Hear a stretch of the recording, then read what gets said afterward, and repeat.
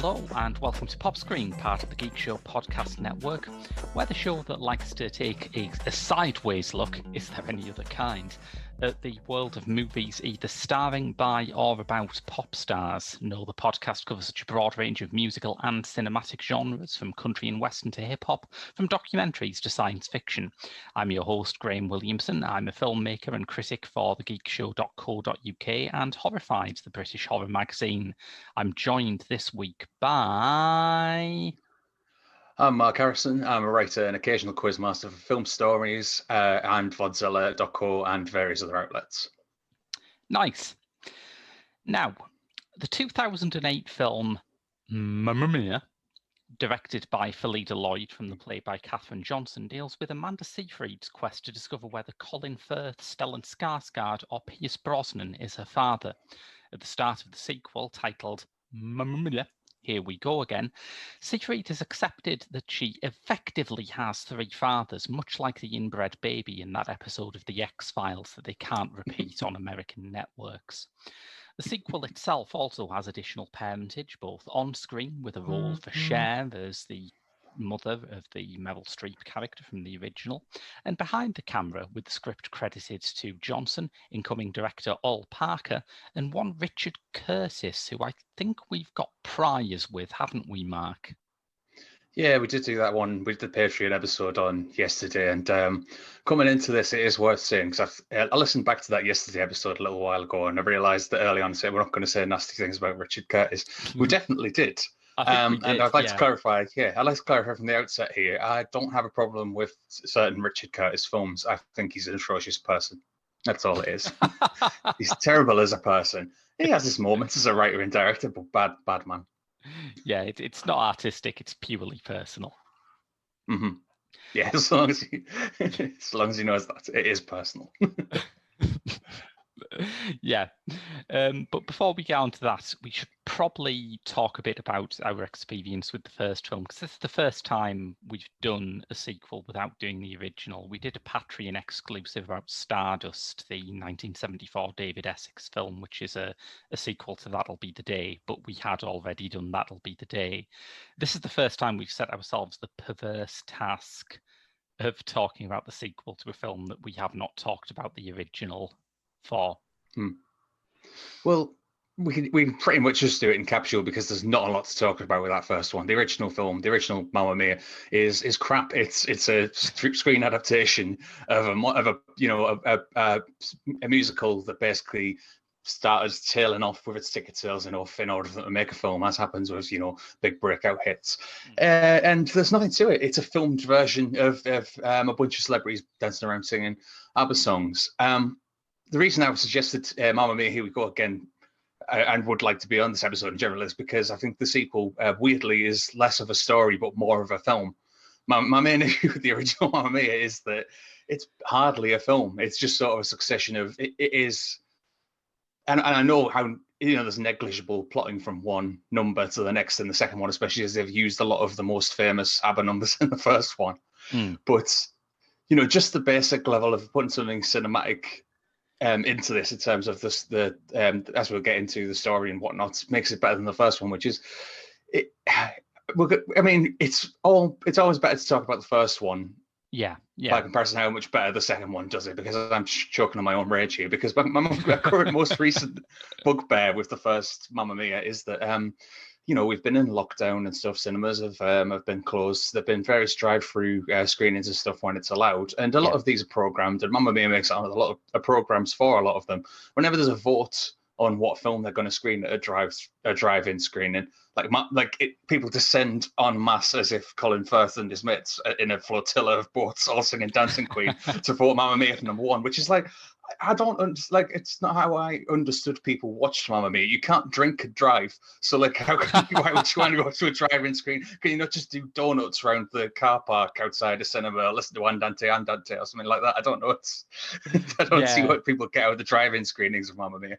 Well, my experience with the first one, I haven't seen the whole thing, but around the time that it was out on DVD, I worked in a care home, and every time it was like movie afternoon at the care home, they always played Mamma Mia. And because many of our residents had hearing problems, they played it at a splitting volume. So I remember three things. Two of them, I think, are the film's fault. One of them isn't. The thing that I can't blame the first film for is that I once had to field a very difficult phone conversation about a woman whose relative was suffering from Alzheimer's, while in the next room Pierce Brosnan was singing SOS. Oh dear. Oh no. If you haven't heard this, listeners, it is basically like an exploding cow. We'll get around to Brosnan because no one's trying harder, bless him, and they sort of reward him for it in the sequel, I would say. Yes, yeah, they do.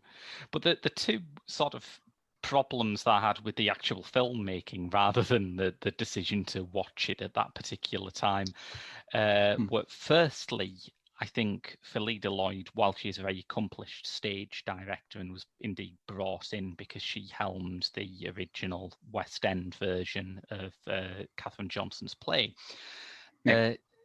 she just doesn't have much of a sense of camera blocking, and it's almost cruel to give someone a musical as their first film directorial project because it is such a demanding genre. But every time I walked in to that room when this DVD was playing and I saw the TV, I just remember thinking, well, that's some nice dancing, but the camera's just sort of stuck in the corner to capture it. Yeah. Yeah, you put it much better than I have, but that's what I mean when I say it's just a filmed version. It's not a screen adaptation, really, at all, the first film. And this one, by having to contrive, how the hell do we make another one of these, has to have some creativity to it. And but yeah, the direction, I feel, is much improved too.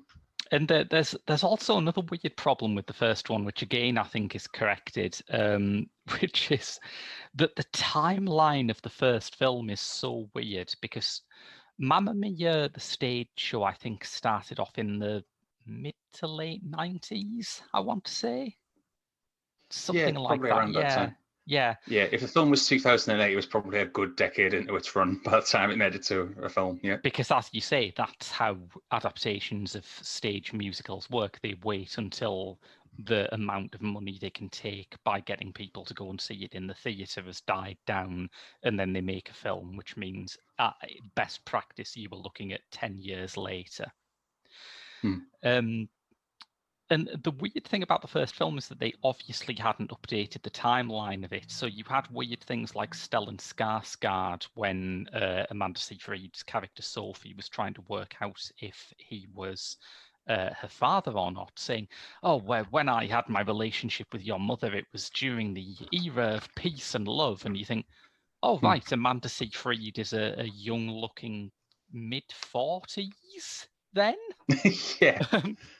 But this actually nails that from the start. It nails it so thoroughly that there is an insane bit where they actually sort of hint as strongly as they can that when two characters sing Fernando, they are singing about the Mexico-Guatemala conflict of 1959, which is a level of historical exactitude that I was not expecting in a Mamma Mia sequel. I mean, historical exactitude doesn't necessarily come into the equation. I think it's almost like a fictional Mexican war of like revolutionary war of some kind that they've just embedded into this. It's certainly, if they decide in 10 years' time to do this again, if they have to do the same again, they will, my friend, with probably a flashback to the 1950s with that going on, I imagine. Because the sort of they go with the sort of broken back structure of The Godfather Part 2. Is the I've alluded to this before. So if this is the first time you've seen the sequel for this podcast, Graham, it is, yeah. Did you see? Yeah. So I mean, yeah. So I think it does come out of that thing of. It does come out of that thing of how the hell do we do this again? And when the story by credit goes to Richard Curtis, who tells the story about, when he's looking at how he wanted to do this, or as he tells it, he had the idea. And when you listen to what the actual details of the story are, his daughter Scarlett had the idea to turn it into a Godfather 2. Stuff, isn't he? Yeah.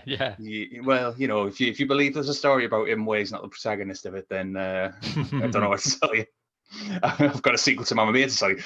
But the Godfather Part 2 is the sort of structural template for this, where similarly to that film, which flashes back and shows Robert De Niro as a younger Don Corleone going on in the long ago from where Al Pacino now as the current Godfather.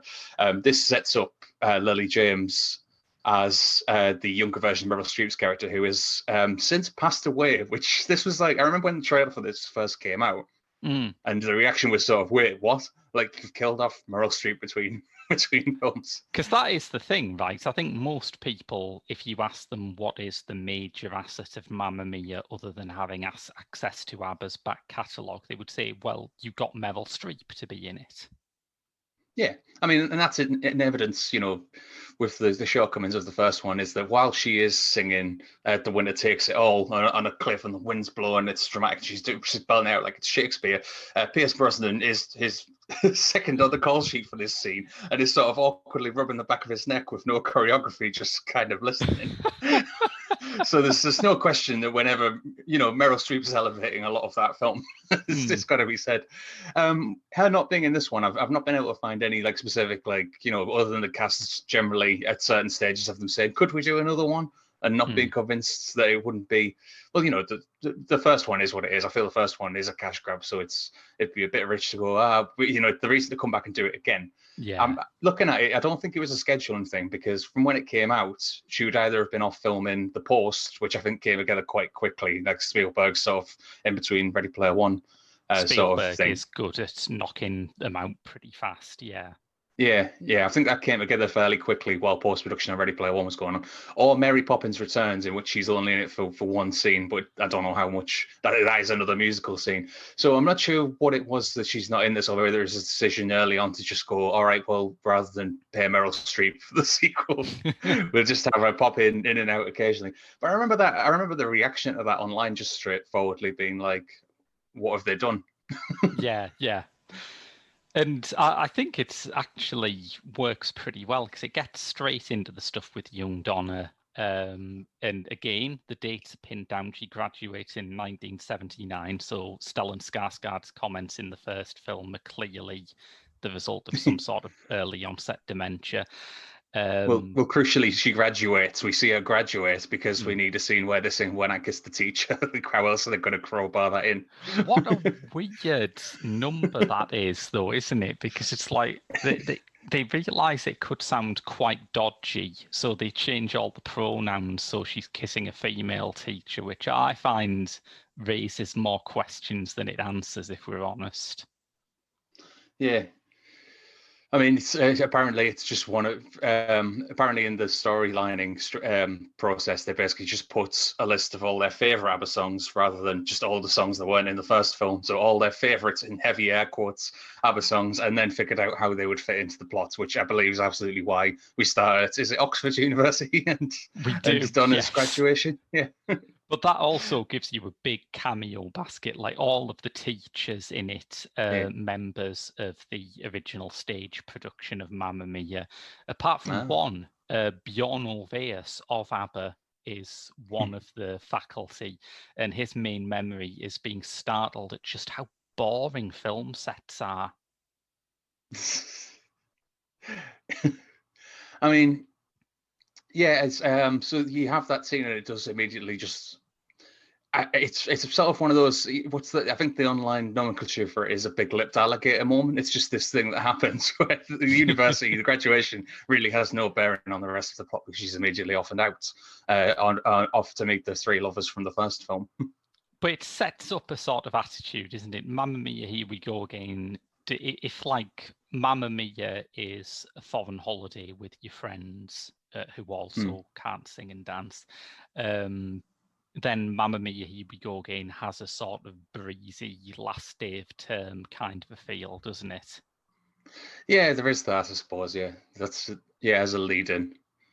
That makes sense. I mean, it also introduces you to Alexa Davis and Jessica Keenan-Wynn, who I think are the real sort of finds of the casting in this film, because they have the utterly unenviable task of playing younger versions of the characters played by Julie Walters and Christine Baranski, both of whom are basically inimitable, and they really make an impression in those roles, I think.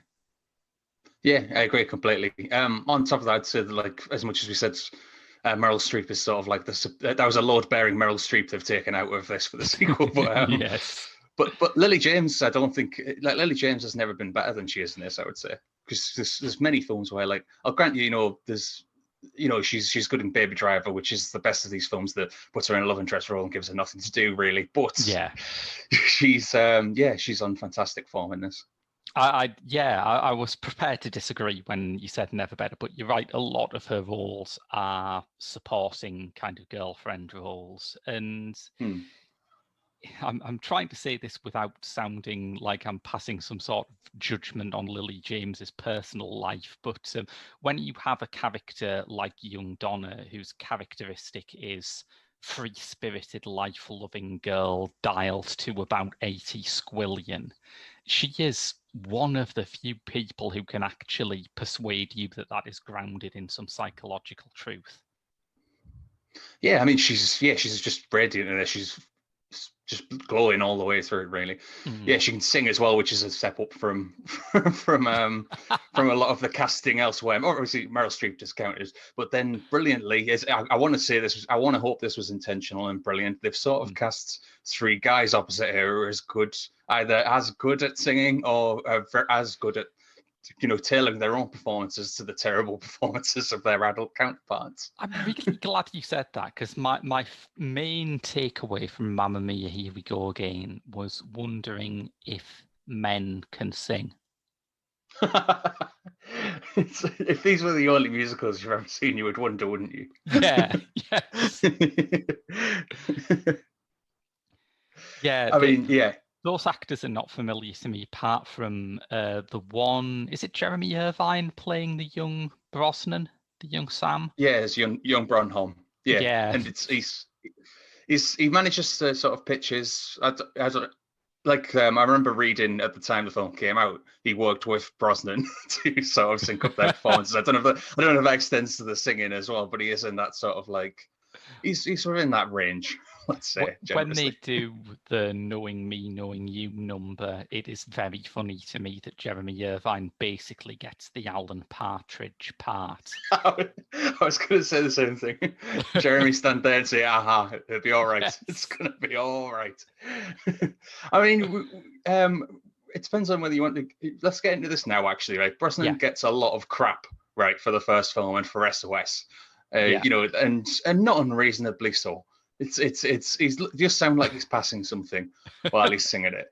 But my contention with this is that, like, Stellan Skarsgård's very game for it as well. My contention is that Colin Firth doesn't get nearly enough shit for the way he phones it in these films. He's way more fun in his performance. Brosnan can't sing, but it doesn't stop him trying.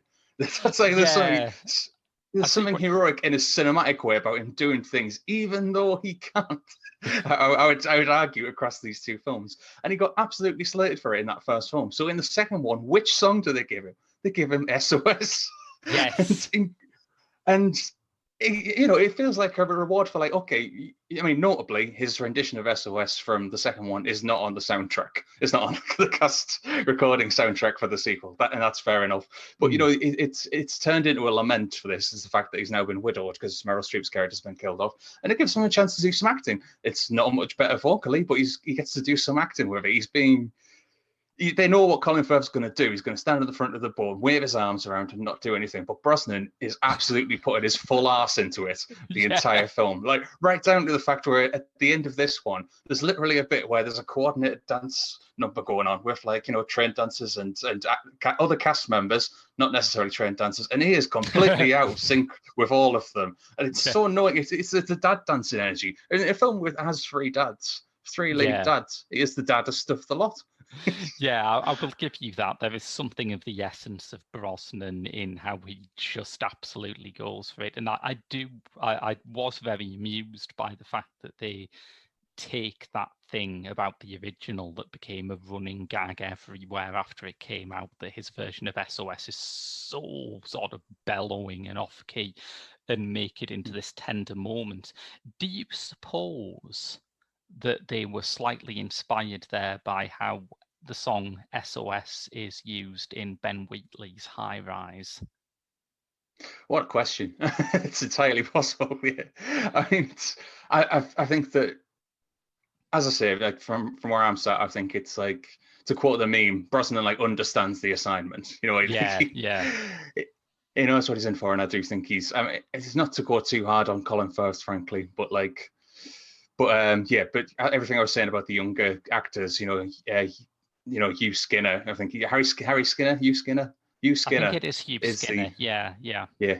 I think he plays Harry in Fleabag. That's possibly where I've got mixed up. So he's kind of the wet Yes. boyfriend, and they give him that really tortured rendition of Waterloo to do. Whereas on the other end of things, yeah, you do have this acknowledgement in the middle of the film of a more low-key version of SOS. So yeah, it did come out to High Rise, didn't it? I think that was like 2015. Yeah, Was that? yeah. So it could have Yeah. happened, because that has, listeners, if you're not familiar with what we're talking about, there are two versions of SOS on the soundtrack to High Rise. There is a sort of gag version where they played on a string quartet, and then there is a genuinely emotionally devastating cover version of it by Portishead. I remember describing this to someone who hadn't seen the film yet. I said, "Oh yeah, there's this, there's this slow, sad Portishead version, and like what, as opposed to the bouncy, dancey Portishead track." I was like, "Touche, fair enough." Yeah, those young cast members, this is where I have a bit of a problem with the film, really, because for all the quality of the older cast members' actual performances and singing in the original is, as we've noted, massively variable.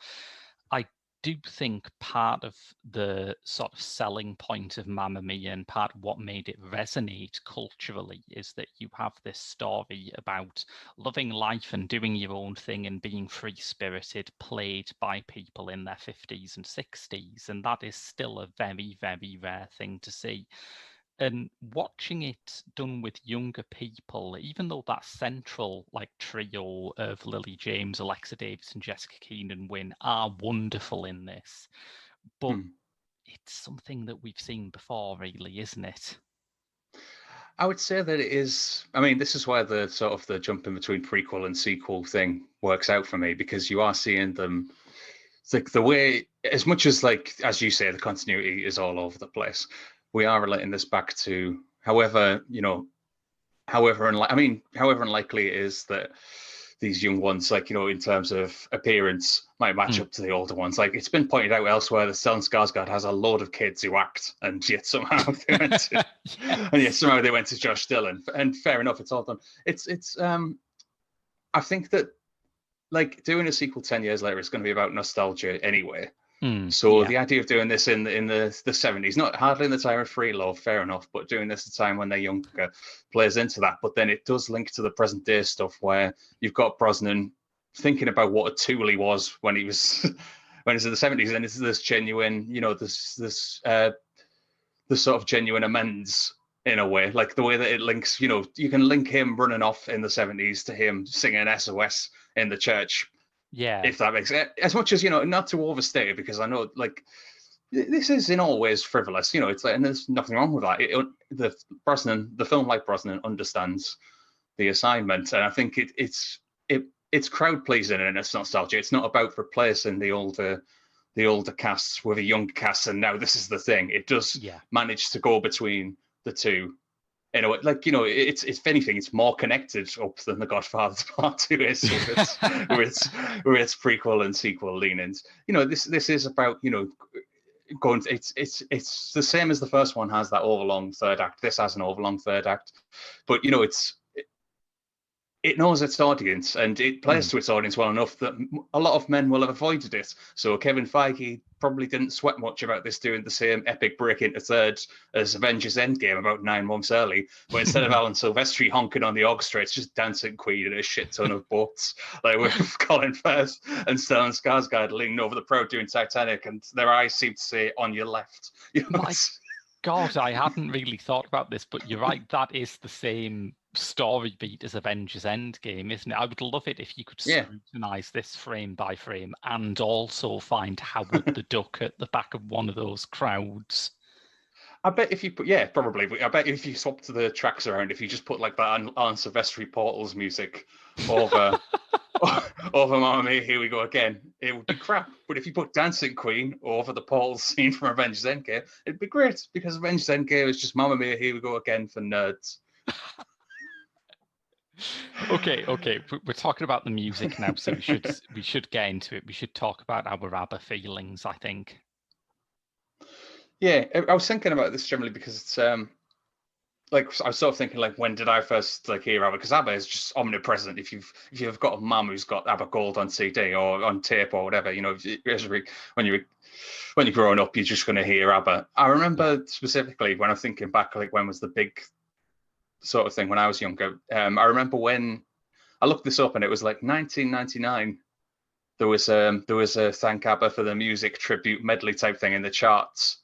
Oh yeah, Done. It was like so. It was a sort of like supergroup thing. There was like those steps. There was Cleopatra. There was Billy Piper, and obviously that was hardly my getaway. With these are songs I'd heard, you know, sat in the kitchen with my mum growing up anyway.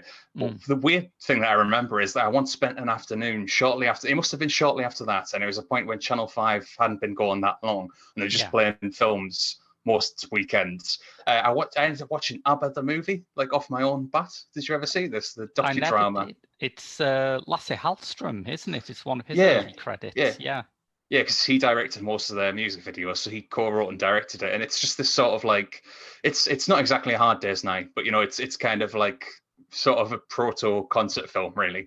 It's like sort of done as a radio DJ chasing ABBA all over Australia while they're on tour, trying to do like the first interview of his career with the biggest band in the world. The plot, such as it is that, and it's, you know, arguably less plot than Mamma Mia, Here We Go Again, but more plot than the first Mamma Mia. Let's be fair.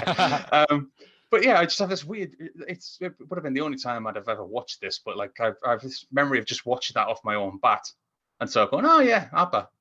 You know, like, you know, of it being a like. It's a weird thing because it's not a great film by any means, but as a pretext for like showing lots of live performances by a band, like that was, I think, where young idiot Mark kind of appreciated ABBA for the first time, really. For me, it's funny you should mention that all-star cover thing, because I think the first time I was really consciously aware of ABBA, like you, I'm sure I'd heard their songs thousands of times, just sort of playing on the radio when I was a kid, because they are culturally omnipresent. First time I was aware of it was in, I think, 92, when Erasure, who I was very, very into as a child, released an EP of ABBA covers that got to #1. And you would think that that would translate into more fondness for them as an adult. You would think that would have more sort of warm childhood feelings about ABBA, but I don't really. And we were talking when we did the episode on Holy Motors about how every episode of this show becomes a kind of Stockholm syndrome thing.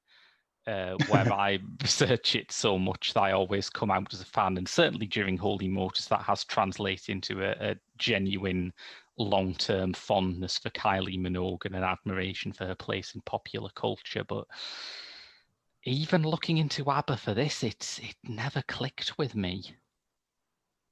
Oh, right. I mean, it's well, where am I? You know, I'm not now at the stage where I would go and watch ABBA the movie off my own bat. Unless someone else, well, unless we do that in the house wanted to next year, obviously. Yeah, we may have to. I'll see you back here. Let's do it the way they did the Mamma Mia films. Like in 10 years' time, we'll do another episode. But yeah, I mean, it's a thing of, it's a weird thing of like it's one of those. It's one of those objective fact things. Is that there's really, it's just it's like they're an objective fact of pop, I would say. Like one of the few, because they're there, you know, mostly through the 70s, and then little resurgence again, early 80s, and they're just all. I mean, they're not all timers, but you know, there's a range of of pop to it. It's not just going to be the same type of song over and over again. I would say there's a world of difference between, like, just within the songs that are in this film, between Dancing Queen and My Love My Life. You know, like Yeah. the breadth of singles and pop that they put out, they were just reliably on bass. Yeah, I think there's certainly some sort of baseline of quality to it, and the main musical impression I had from this film is that when you play the orchestrations to ABBA songs as incidental music, as they do frequently in this movie, it sounds really solid. It sounds perfectly fitting. It works very well. I think although this movie does carry it off better than the first one, there is still the point that when they start actually singing these things, I was reminded that I've never thought about the lyrics to ABBA songs before. And watching this, I am just sat there thinking, yeah, this really wasn't written to progress the plot of a musical, wasn't it? Like, in a couple of weeks' time, we'll do Rocket Man, which is a similar kind of jukebox musical. And I don't want to talk about it now because, like I say, we will be doing it, but it has strategies so that it is not having to really stretch to shoehorn things like Benny and the Jets in there. And I don't think that either Mamma Mia movie really handles it as gracefully as that film does. Yeah, I mean, there's a case to be made. There's a case that is made generally that both, where people are saying the first one and the second one are a guilty pleasure, whether they're genuinely good films. There's people who say that that the songs are so indestructible that even, whether it's Meryl Streep doing it Shakespeare style or Pierce Brosnan being the wounded cow or whatever it is, people say it's so indestructible that you can't make a bad film with them. And I don't know whether that's true or not because I've seen the first Mamma Mia. But I think that in this one, with it's a weird thing because it's not anything that's set up in the first one, and indeed the things they do say about the past and when these three hooked up with Donna in the past, like the things that they do tell you are all massively contradicted here because they're just finding new roads to make sequel on. But but as they make sequel, what a weird turn of phrase. I'm not going to use that again. As they're doing that, as they're building what the continuation of, they're going backwards into this. It's just like it is. In a way, it's just the audacity of like some of the needle drops, as I say, the When I Kissed the Teacher, and Fernando, which I'm sure we'll talk about the Fernando moment in more detail shortly. Yeah. But this film, I've already mentioned My Love My Life, which I think is a lovely ABBA song. It's like one of the ones I don't think gets like. It's not going to be on a discourse, certainly, but I think it's a beautiful song, and I think that the way this film uses it is beautiful, not least because it is bringing back that load-bearing Meryl Streep at the end there. Yes. I think that as a climactic point for this film, for a sequel to have that emotional payoff, even if it is followed by more karaoke sesh credits stuff, which is what you want to, you don't want to leave a Mamma Mia film crying, but the fact that people came out with the fact that people came out this saying Mamma Mia made me cry, and that it does. By the end of it, you've traveled that far to where, you do care about these characters, where you maybe just off the bat from the first one, not so much. Like, I think it does put the work in. Yeah, and I think when I say that I'm not sure that these songs work as musical numbers, it's not through want of trying. Like, Waterloo is not a song that anyone would write if they were composing an original musical, but the staging of Waterloo is wonderful. They're certainly putting the most effort into that. Yeah. Oh, I definitely agree that these do not naturally fit in a jukebox musical. But it's a weird thing of like having to follow, like with the first one just being an adaptation of the play, in which they also didn't really fit into a story, and you have to contort the story to do it. Like that being a hit is what really kicked this off, both on stage and in films. So you get to the point of like, for instance, I like another film by Rocketman director Dexter Fletcher. I like Sunshine on Leith, and the hoops that jumps through to make Proclaimers songs work. Yeah. It is one of the weaknesses of that film. I still like that film. And then in Rocketman, it has got a slightly more spectacular, sort of showy songs. Yeah, and for ABBA, you are fully just contorting yourself fully contorting themselves to make it work there. But it's like, I think that it won't, like where the first one is purely a mood piece. Oh, I love this one. You know what I mean? That sort of thing. Oh, I love this song. Yeah. The second one is more successful as a story, even if, as I said, like it's less of a story and yet somehow feels more cinematic and more like a film than the first one did in the way that it joins those things up. Well, if we're talking about extraordinary excuses to put particular ABBA songs in, I mean, we're talking about Fernando, right? It won an Oscar, that film, for the greatest reveal of Andy Garcia's character name that year and any other year. I'm fairly sure. I haven't looked it up. I haven't got Wikipedia open, but I'm fairly sure. I mean, love Andy Garcia in general. I think he's yes. absolutely wonderful. And there is this whole thread in Mamma Mia, Here We Go Again, when Cher, playing Sophie's grandmother and Donna's mother, is constantly hinted at being about to return. And, there's a line about her which makes no sense other than in the context of a character being played by Cher, where someone says she hasn't been seen outside Las Vegas in decades. And you think, God, imagine if they got like Ellen Burstyn to play that part or someone. It would make no sense at all. But we talked about Cher a couple of weeks back on this show when we covered Burlesque. And according to Cher, the reason why Burlesque did not work is because her character did not have a love interest. Now, I would say that is quite far down the list of reasons why Burlesque didn't work. But this time, she picked out her love interest. She hand-selected Andy Garcia to play her love interest. And what's he referred to as throughout this? He has Senor Cienfuegos. It's very, very determinedly just Senor. It doesn't go by a first name. They call him Senor. His surname is Cienfuegos. And then the moment arrives. As soon as Cher's character claps eyes on him, she just gasps and goes, "Fernando?" Yeah, like across a crowded plaza, time and space itself stop for this intro to this song that they've been teeing up hilariously for the entire film. And it's amazing because I remember Peter Bradshaw's review in The Guardian of the original film, which panned it and said that it talks actually about how much they were having to shoehorn the songs in, and said, as by way of proving this, it is telling that they don't do Waterloo or Fernando. And I would love to think that Ol Parker read that and thought, aha, challenge accepted. They'll fit even if they don't. That does seem to have been the process with some of the song tee-ups in this. But it's a wild scene, and quite rightly, is the most acclaimed thing. Like, for starters, Cher's helicopter arriving and stuff, and it is the moment that's in the trailer anyway. So on top of that, she hasn't been seen outside of Las Vegas. If you saw the trailers for this going in, the whole film is building up to this. So like just having the Fernando thing in its pocket is just the gravy, really. It's just that, as I say, it's a crowded plaza they're in. They're at the big party at the end and stuff, and it's just pretty much just stop for them to gaze at each other and sing about the frightful night that crossed the Rio Grande and all that. I think that it's like looking around this.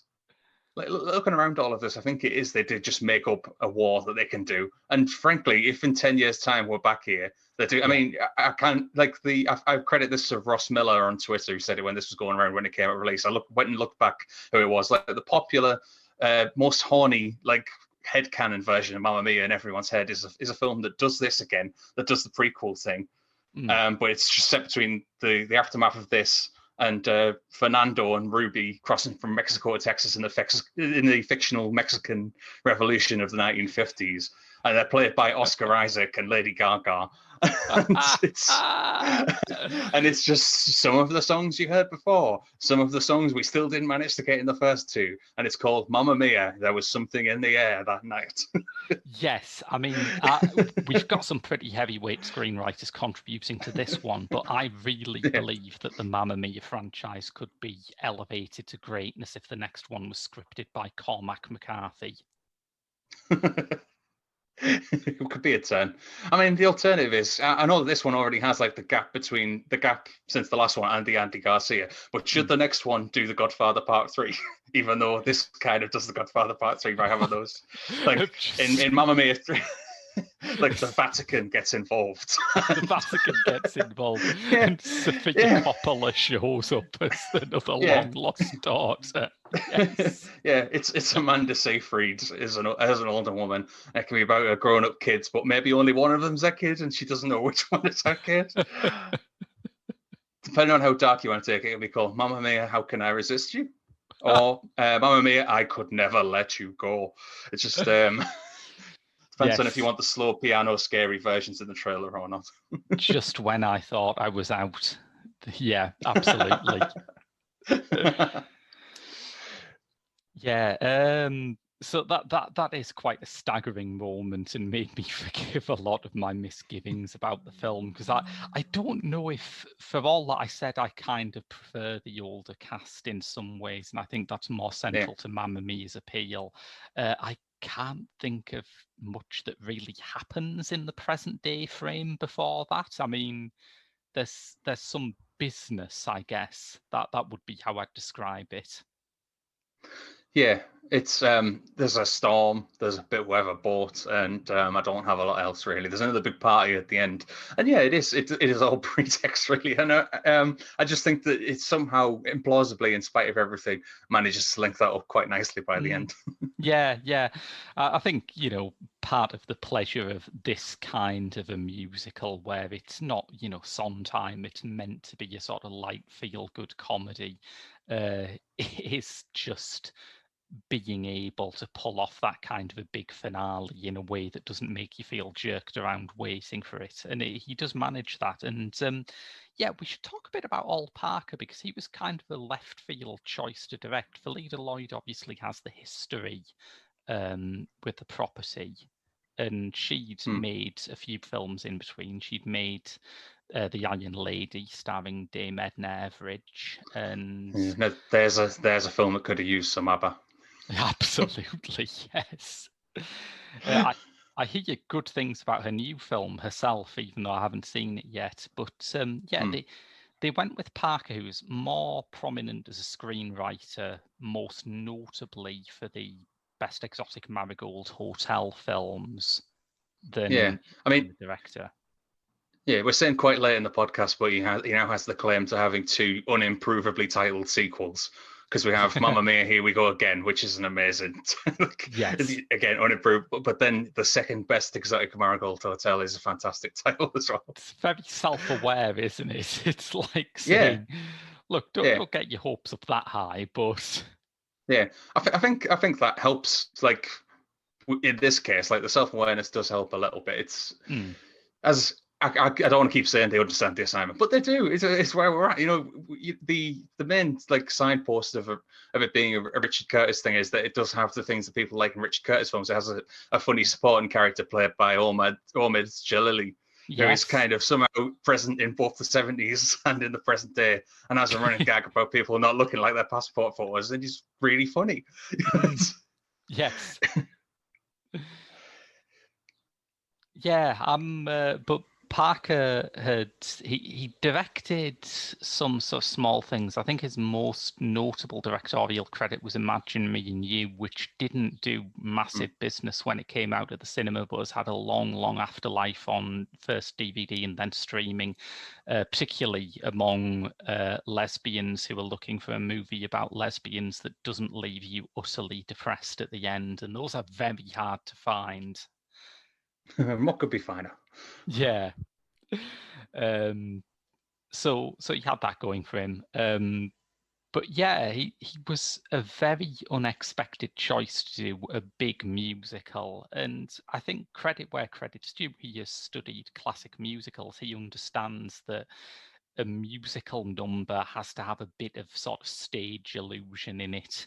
The Waterloo bit, again, has those extraordinary bits where people just hold the French flag up in front of the screen and they pull it down. There's been a change of scene. And it's like, obviously, that's a stage trick. Obviously, when you're doing it on film, you could easily just digitally smooth away the cuts a la Birdman, but isn't this more fun? Isn't this more theatrical? Doesn't this give you more of a proper musical vibe? And I hate to say that because it sounds really snobby, and I do think that jukebox musicals done right are absolutely proper musicals. But compared to Phyllida Lloyd's direction, I did respect the fact that Ol Parker has put in the hours and studied things that you need to do in order to make you feel like you're watching, Showboat or something.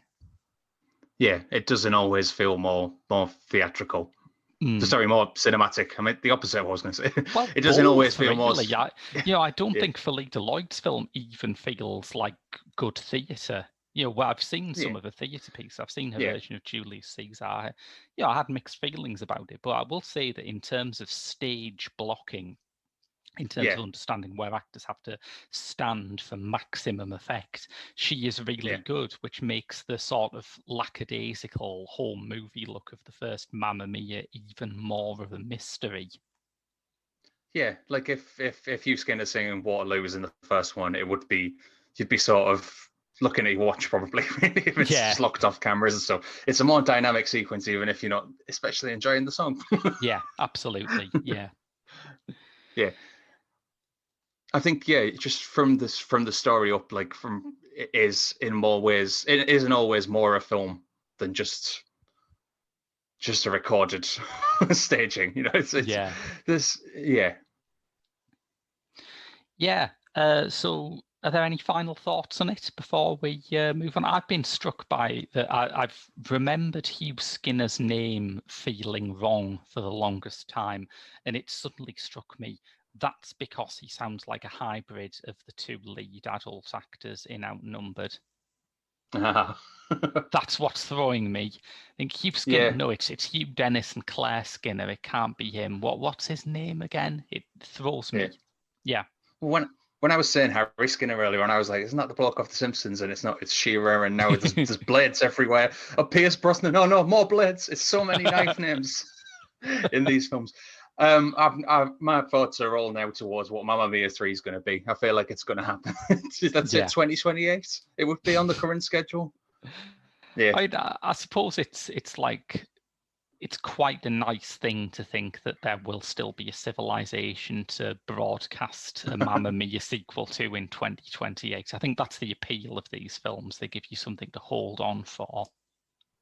It's going to be that end game moment. You just see like a crackling radio, car radio. Probably it'll have to be a bloody drive-in.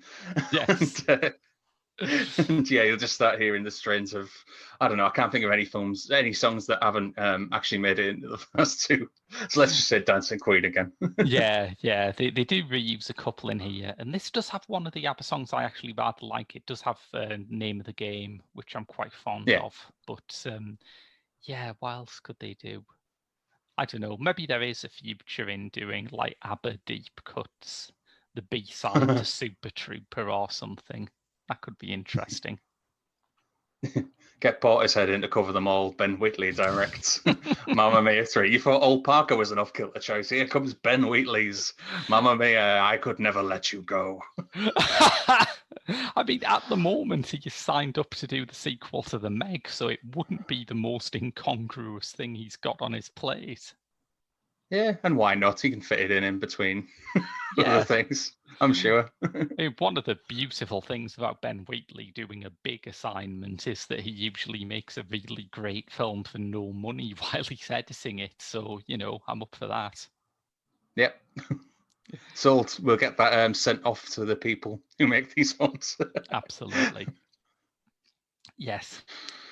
I think that about wraps it up for Mamma Mia. Here we go again for another 10 years, right? Yeah. So that's your lot for Pop Screen until, we're taking a week's break, as we occasionally do before the next episode. But when we come back in 2 weeks' time, we will have the promised Rocket Man episode, which I'm really excited about.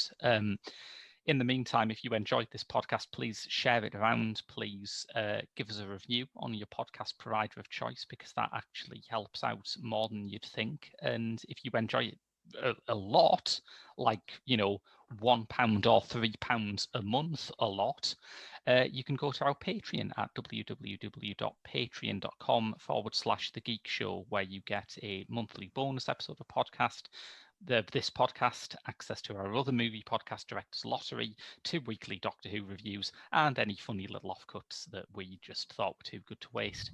But until a fortnight's time, when we will be back with Rocket Man, that's been your lot from Pop Screen. I've been Graham. I've been Mark, and to quote My Love, My Life, please go away. God bless you.